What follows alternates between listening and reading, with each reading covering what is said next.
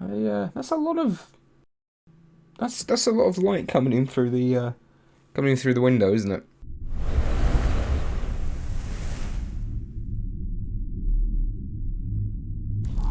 Now, it's probably no secret at all, and probably fairly obvious, that I'm quite a fan of the Resident Evil franchise, you know. I think it's one of my favourite video game series, up there with the likes of Silent Hill and Metal Gear Solid, although I think it's going to take something seriously good to knock Metal Gear Solid off of the top pedestal for me. Now, one of the key differences between those franchises and the Resident Evil series is that the Resident Evil series has had a lot of, how can I put this? A lot of guff. A lot of spin-offs that weren't particularly good, and probably, if I'm honest, canonical entries in the series, like main entries that were less than ideal, or less than good, or decent.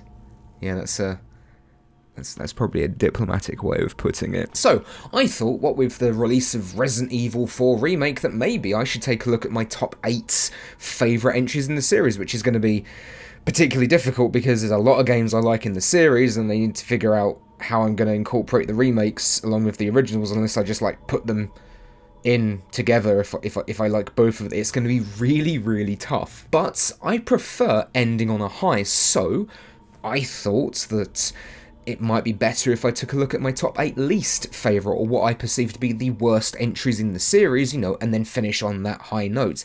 Plus, it gives me a chance to actually play and fully digest the entirety of the Resident Evil 4 Remake, because if it's really good, and I really love it, then it will probably go on that list somewhere, and I would hate to make that list, play that in its entirety, and realise, actually, that would go here instead.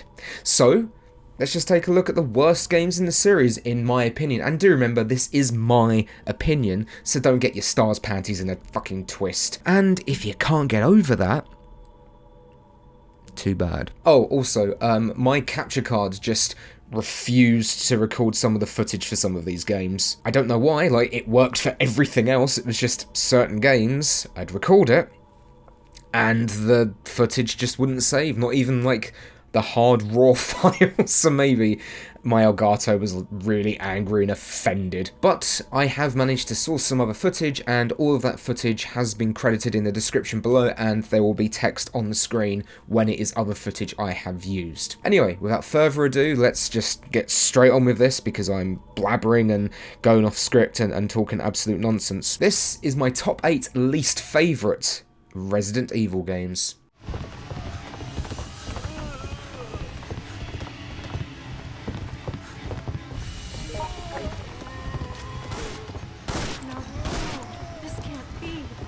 Okay, hold on, put your pitchforks down, listen to me, please, just listen to me. Hear me out. What a weird customer.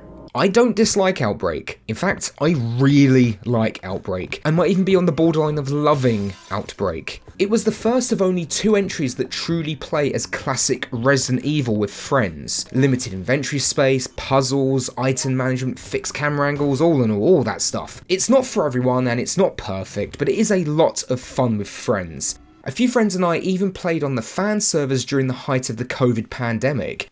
We essentially blitzed our way through both File 1 and 2, and we desperately want to arrange some time to do it all over again, playing as different characters and trying out different things.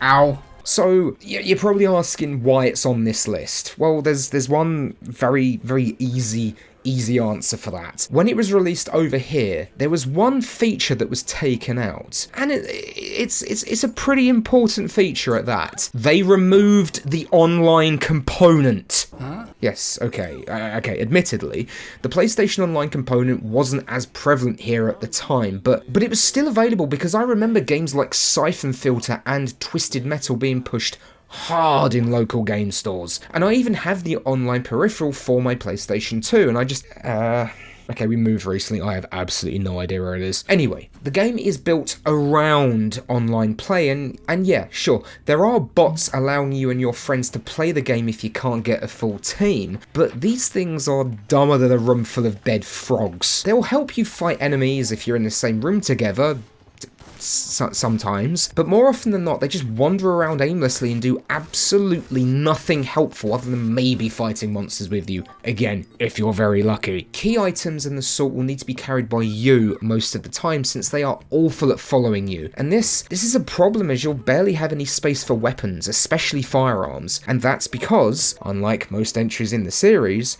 you only have 4 slots here, and that's because it's built around working with other players. This is a great idea, and it really is, unless you're playing the game offline. All of this basically forces you to play as Kevin, as he is one of the more durable characters that you can choose from, has the best accuracy, and starts the game with a custom pistol that's also better than the regular 9mm that you'll find throughout the stages. A pistol which also has its own dedicated inventory slot. It's far too limiting, and you won't be encouraged to play as other more interesting characters, all of whom that have their own unique abilities and skill sets. Sure, you can do it solo, and very skillful players are able to play the game with only bots. I mean, you can just YouTube it, but it's not very fun to do so, and it's definitely not the way the game was intended or designed to be played. Thankfully, Outbreak File 2 did have online support, so that's something at least. But this PAL release, this absolutely deserves its place on the list,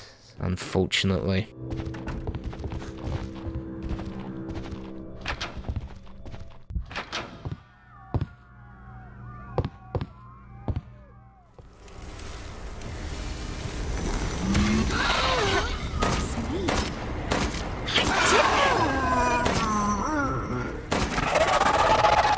Yes, I'm aware this is DLC and not actually a full release, but I finally played this recently and I really didn't enjoy it. It's a strange and lukewarm ending to the Winters family arc, and something that just doesn't really feel like it was planned out very well ahead of time. The DLC also just outright reuses multiple assets through its short lifespan, and the final boss is literally the final boss from the main game.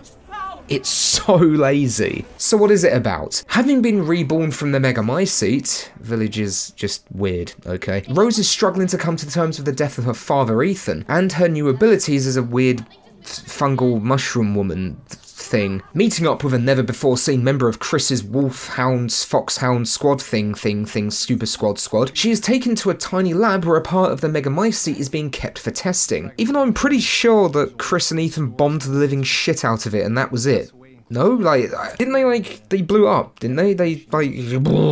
Rose hates having these powers that she's developing and is told she should basically jack into the Matrix to get a healing crystal. I'm not making this up. She discovered a purifying crystal that can remove the Mutamycete from its host, which will in turn help her remove her powers. It plays okay. You know, it's Resident Evil Village with less weapons and ammunition and some new gameplay mechanics that don't really do enough to warrant an inclusion, but at least they're there, I suppose. It all feels as though it's going through the motions at times. While there are a few new creatures and slightly interesting ideas, it never really hit the mark for me. The ideas it does present don't really go anywhere either. The evil version of the Duke we see isn't actually the Duke, but more of a bizarre incarnation within the Megamycete. It acts as a sort of memory of the real Duke, but this thing is also self-aware, and this could be an interesting avenue to head down, but the DLC just never really does enough with this, and this intriguing idea just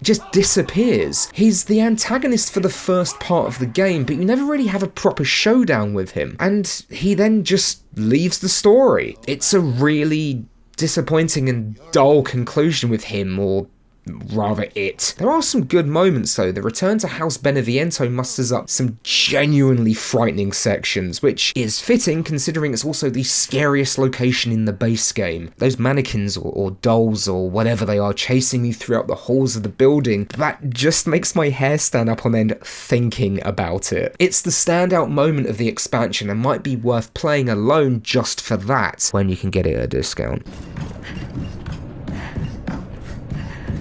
But the positives are completely outweighed by the negatives for me, and I don't feel that it does enough to justify its existence. Perhaps the developers just realised they'd written themselves into a corner and couldn't conceive an interesting full game to resolve everything, and because of that it all falls so very flat. Just stick to the base game, because Resident Evil Village is brilliant good fun. It's so much better than this, and if anything, had a far more fitting ending. If you forget that it ends with Rose having superpowers, of course. It is far and away inferior to the DLC we received through Resident Evil 7, the first of which, involving Chris, had new areas and was free. You know the most annoying thing? I wish I liked this more than I do, because I loved Village.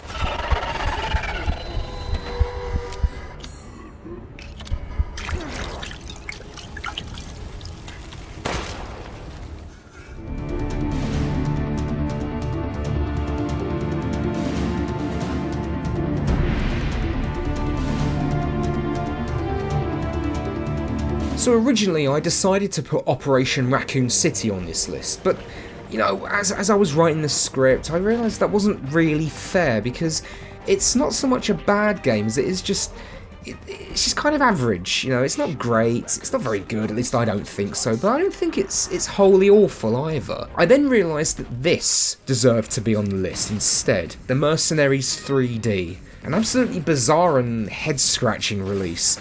It's just Mercenaries mode. That's it. That's the whole game on a handheld system. And while the mode can be fun for a little while, and the multiplayer aspect could be fun as well, I don't think it really warrants a standalone game either. Say what you want about Operation Raccoon City, but at least it was a full game and, you know, it actually had substance to it. But Mercenaries mode is fun, right? Well, I suppose so. You know, this is based off of the RE5 version, and while it's decent enough as a minigame, it doesn't really hold the staying power for me, and again, I cannot fathom how it can be justified as its own game, regardless of the system it's released on. Well, at least it's not that dreadful Mercenaries mode from Village.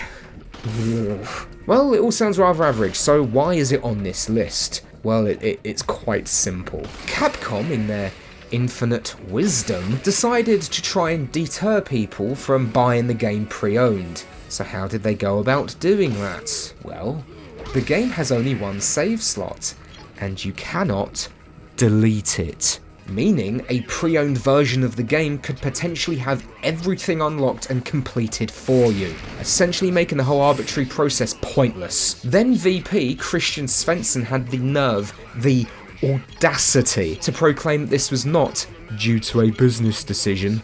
Bullshit. But that future games would likely have a similar feature implemented. Well, thank the ever-holy Marmites that didn't happen. That alone is why this is on the list. It was a shitty and scummy move, and is the only reason I even remember the game. It's rubbish and deserves its place on this list for that alone.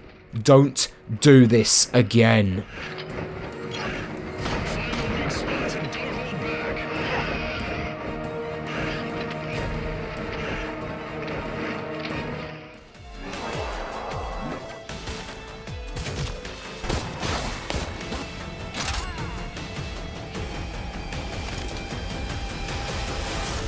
And it's another online entry in the series, and yet another example as to how this series can barely get multiplayer right. There are games that nail it, mind you, such as the aforementioned Outbreak series, but more often than not we get something like Resistance. So many people wrongfully thought that this would be a return to the cult classics of Outbreak Files 1 and 2. Unfortunately, again, as I mentioned, would you stop scratching yourself? This cat is being a menace. Unfortunately, is this cat going to shake anymore? Goodness me, scratch away. And there's a car going outside, and a fucking police car, so what, the cat's shaking her bell, and now there's a fucking police car outside, no one is fucking recording his fact, innit? Unfortunately, what we got instead was a lackluster and haphazardly thrown together asymmetrical multiplayer experience. A subgenre I grew quite tired of very quickly. They just don't resonate with me, which is fine, you know, just not for me. This pile of mediocre shipped with the Resident Evil 3 remake back in the pandemic. At first, it seemed as though this was adding great value for money. So, what's the deal here? Well, you and 4 poor souls have been captured and pitted against supervillains from the Resident Evil universe. The other player controls this villain. Now, the villain can spawn in various enemies and obstacles the players need to overcome, and dependent on the villain chosen, they can pop off a special spawn that they themselves control, such as Mr. X and William Birkin, the latter of which was absolutely broken when I played this back in the day. If he grabbed hold of you, you might as well put the controller down and go make yourself a cup of tea, as he will kill you. Very annoying. The players themselves can acquire various weapons throughout the stages whilst finding keys and all manner of other items to use. And while each character has their own abilities and skill sets, they still just all kind of bleed into one, and none of them are particularly memorable. No, really, I couldn't remember any of them prior to making this video besides perhaps Jockman, and that's only because he wears a Letterman jacket. Players were eventually able to play as certain protagonists from the series, but it didn't have enough to draw me back in. It may sound fun, and yeah, on paper it is fun, but it's just, like a lot of games on this list, it's quite boring. I tried getting into this when the game launched, and I was just bored stiff by the end of our first session. I even played it with 3 other friends, and while that definitely made it more enjoyable initially, you know, even awful games can be fun with friends, I just didn't enjoy my time enough, and it's one of the more frustrating entries on this list, because it's a great game buried underneath everything here, and maybe with more time in development, or perhaps a larger team working on it, this could have been something truly fun, but as it is, it's just very forgettable. Oh, and it had loot boxes. Sod off.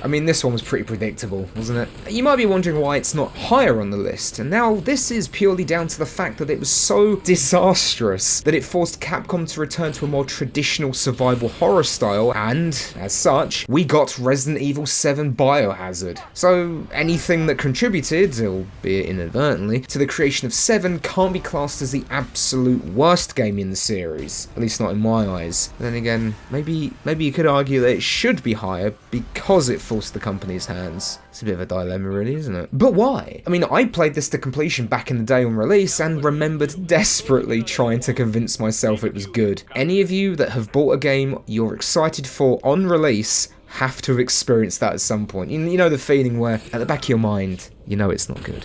You know it's, in fact, really bad. But you've just paid full price for this, so it has to be good because it has to be. No.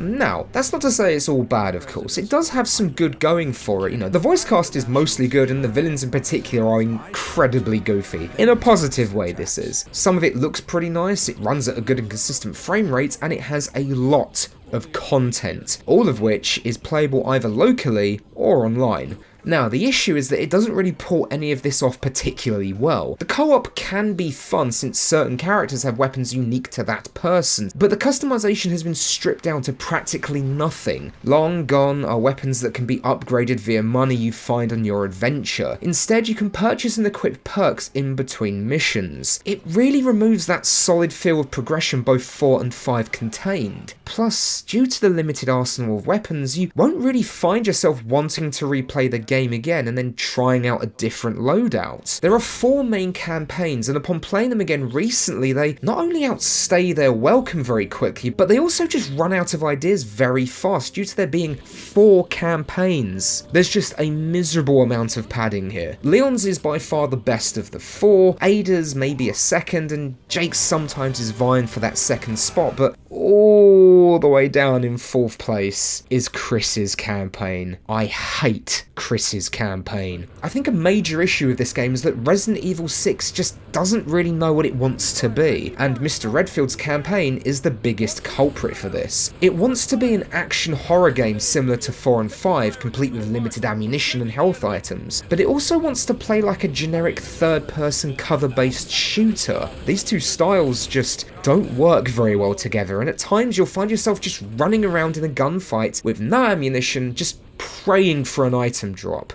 Now, 6 has our heroes hopping all over the world as they aim to stop Neo Umbrella from taking over the world using the C virus. It's not particularly interesting and feels very by the numbers for this series. Oh, and the twist with Ada is so painfully predictable to the point where they should have just revealed it immediately. For me, I think the whole thing is just too grandiose and is more like those awful Paul W.S. Anderson films than the other entries in the series. I generally feel like Resident Evil is at its best when it's in one location or area. This globe-trotting adventure just doesn't work for this franchise. It's too flashy, too action-packed, and it just doesn't feel right. Resident Evil 4 balanced the new action-orientated approach masterfully, introducing new enemies, gameplay mechanics and styles, whilst still bringing over enough elements from its survival horror roots. Resident Evil 4 still felt like a fun and schlocky horror B-movie. This just feels like a self-indulgent and overblown summer blockbuster or Netflix special. A really stupid one at that. Oh well, I mean,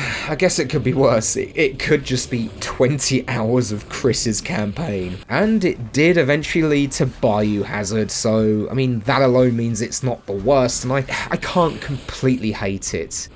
Just most of it. For real, just play chapters 1 and maybe 2 of Leon's campaign with a friend and then just stop there, because the rest just really isn't worth it, and it's just overblown and just a bloated experience. I mean, saying that, Leon's campaign does end with his antagonist transforming into a giant T-Rex flesh monster as well as a giant fly, so I mean there's always that.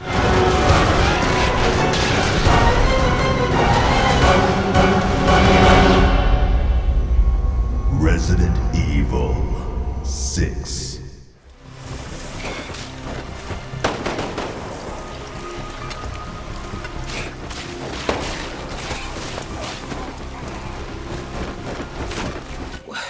What do you want me to say? It's Umbrella Corps. Look at it! Okay, you know, alright, fine. Give it a go. I'll give it a fair shake. Look, it deserves that at least, right? But I'm warning you, it's terrible.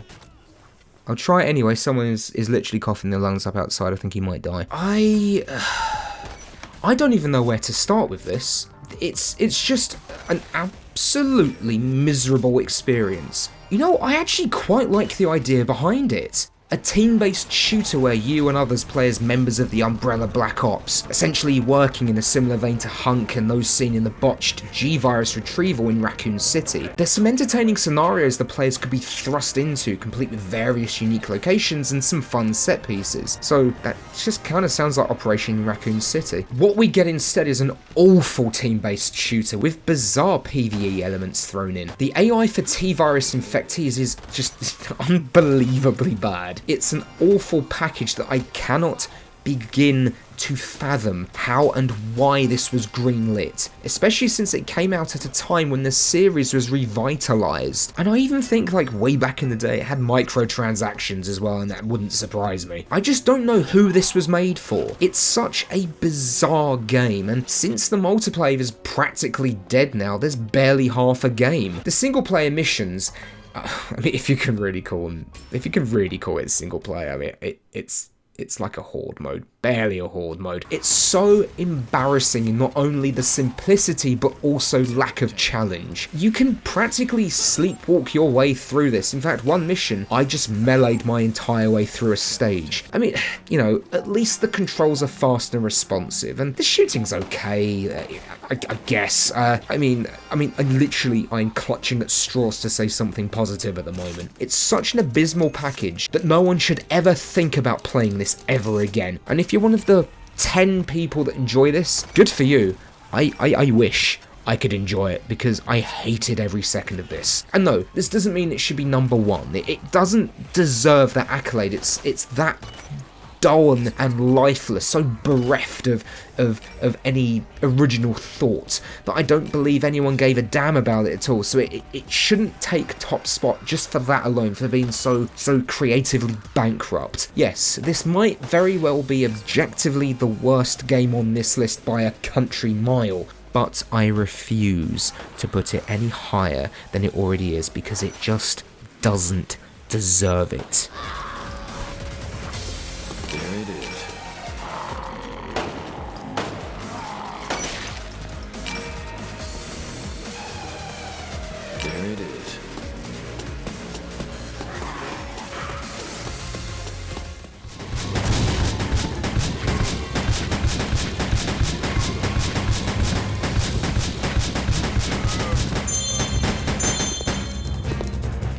first-person arcade shooter that's also somewhat of a retelling of Code Veronica, and there's co-op. And that just sounds like a bloody good time, doesn't it? Unfortunately, reality is, as always, a cruel, cruel mistress, because Gun Survivor 2 is anything but a good time.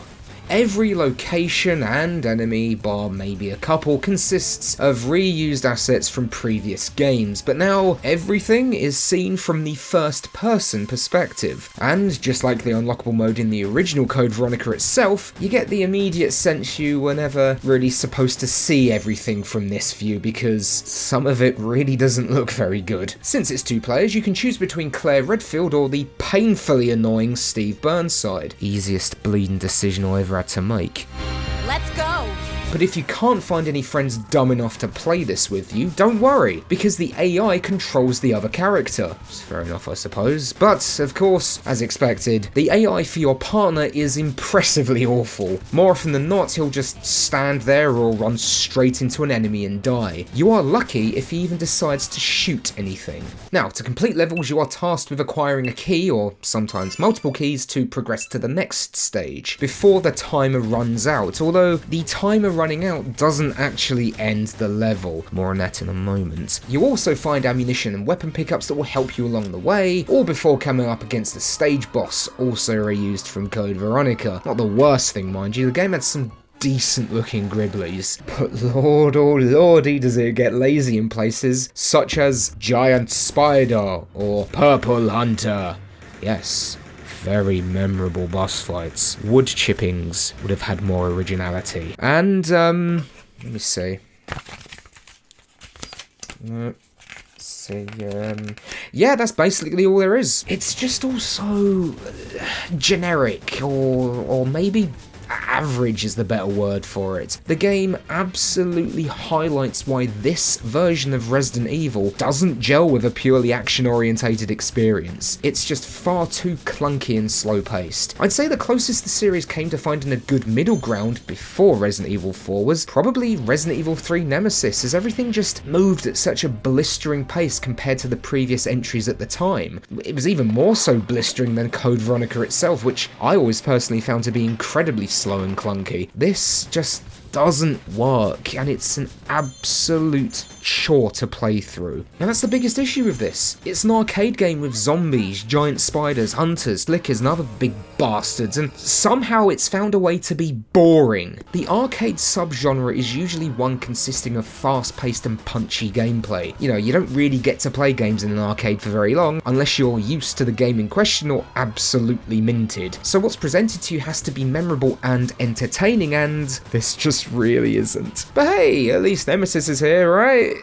That's great, yeah, woo! That's right, if you don't complete a stage within the allotted time, our favourite stalker of stars will appear and start tracking you down. Not only can he not be killed, but he can also kill you in one hit, and at times, he spawned directly in front of me when I entered a room. How fun! Now, if he does kill you, he'll despawn until a further timer runs out, which is surprisingly kind, actually. He looks okay, I guess. I mean, he doesn't really have any facial animation, it's very simplistic, you know. It kind of reeks of an early PS2 model, you know. It takes me back to the early days of the PS2, you know, like ports of Operation Wingback. High fives for the 12 people that remember that game. There are 2 game modes available here. There's Arcade, which you've now mostly seen, and Dungeon mode. This mode is not at all what I was expecting. You know, I thought it was going to be some kind of dungeon crawl with like endless stages until you fail or something, but instead it's actually a mission mode, which will have objectives such as defeating a boss or collecting a thing, maybe, and you know, all that so on and so forth, and all that bollocks. As per the Arcade mode, you can select a character. However, what's different here is that you can also select the weapons that you would like to take into the stage with you, which is right, I guess. Now, when recording footage for this video, I didn't even finish the first mission for Dungeon mode because it was just so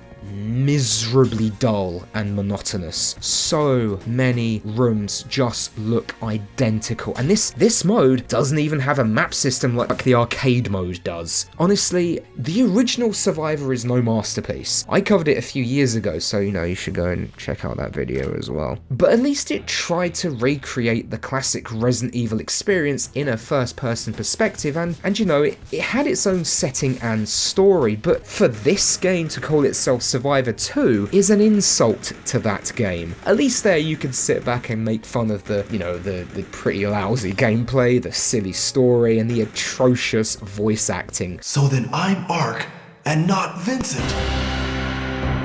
But this has none of that. It has none of that cheesy charm. Gun Survivor 2 looks hideous, controls appallingly, and even worse, is just painfully and miserably boring. This should not have been released as a standalone game. This is basically a naff unlockable you get from completing one of the main entries in the series. Skip this one completely, unless you and a friend hate yourselves, and if that's the case, then go right for it, I guess.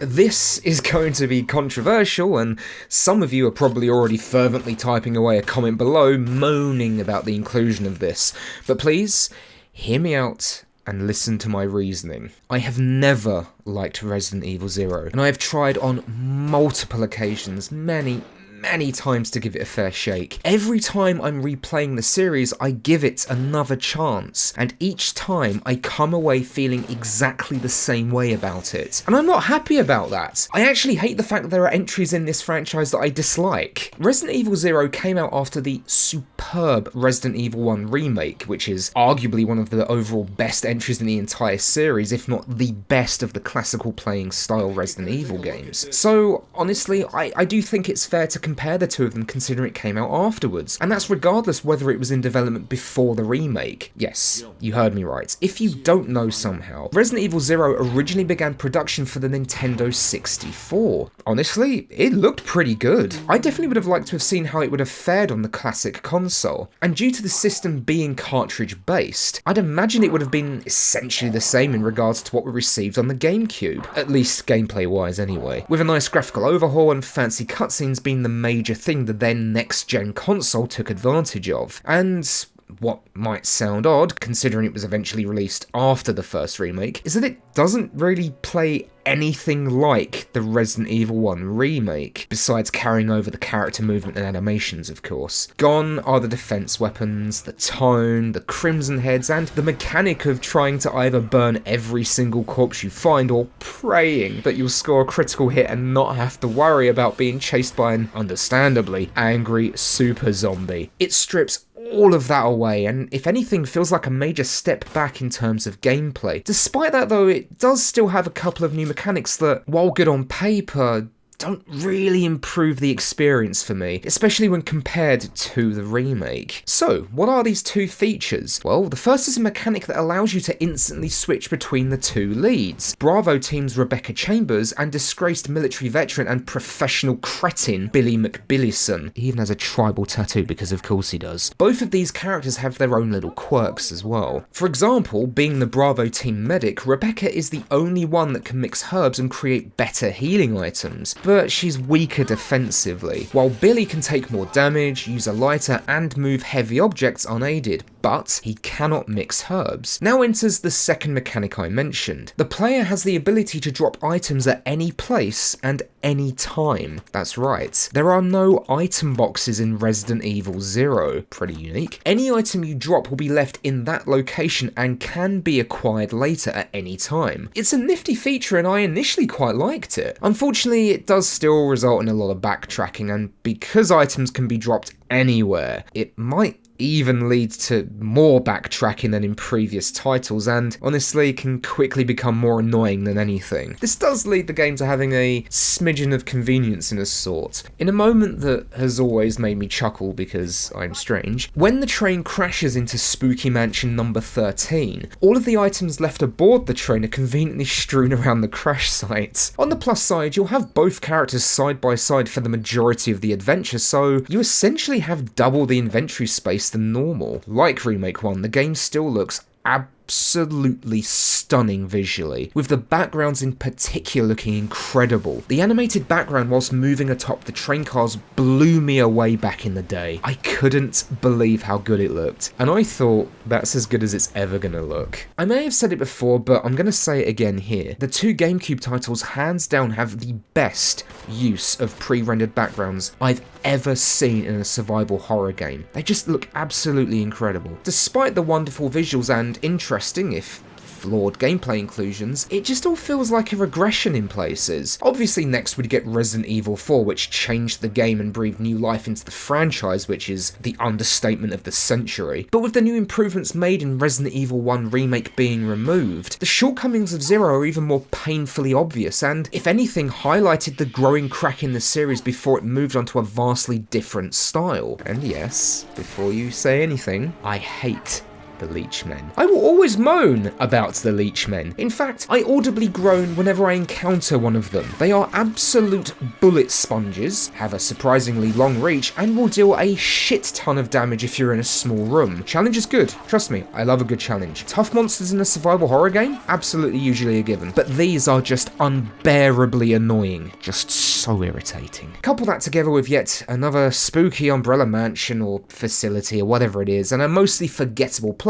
and it's just not overall a very good package for me. Sure, the main antagonist is memorable, but not really for the right reasons. Okay, screw it. Spoilers. But it's a Leech Queen that has the memories of James Marcus, a member of Umbrella murdered by Albert Wesker and William Birkin. Leech Marcus clearly has a taste for the dramatics, as it not only sings in an operatic manner, but also dresses like this. It's really, really silly. And for this series, that is saying something. I think what makes it stand out even more is that it aesthetically looks like it should fit in with Remake 1's world, which, despite being a Resident Evil title and being a little bit goofy, felt far more grounded and horror-orientated. This just doesn't fit in with that style at all, and the gritty look of the game world just doesn't mix with this odd anime feel to everything.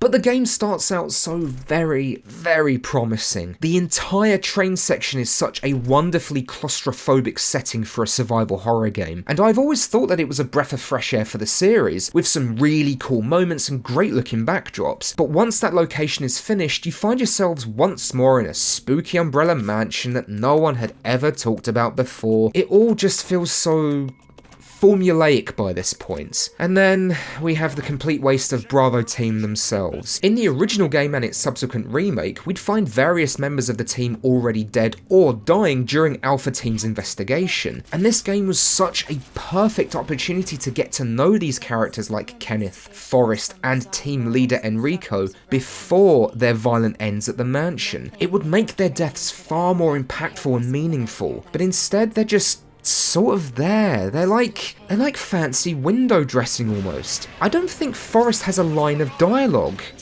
No, really, I can't remember. We do get some interaction with Enrico sprinkled throughout, and another member of the team previously unseen who dies very early on. Instead, we're stuck with Billy, a man so bereft of charisma and personality that I often forget he exists. It feels like such a missed opportunity. And what hurts even more is the fact that it was the final classic playing Resident Evil game before Resident Evil 4 is released. That makes it so much more difficult for me to stomach. Ultimately, and unfortunately, I still think that this just isn't a very good game, even if you removed the Resident Evil license from it. This would be just another in a long line of forgettable survival horror games, but this series was and should be better. The characters feel cookie cutter for the most part. The story has no real impact on the series as a whole. The environments bar the train cars are all kinds of lackluster, generic, and feel far too familiar. Billy, frustrating frustrating enemies and gameplay that feels regressive places Resident Evil 0 at number 1 on this list, and I do not like the fact it's number 1.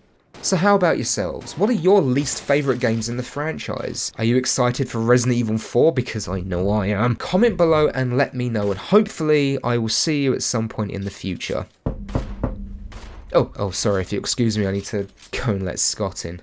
He's got a really ugly face.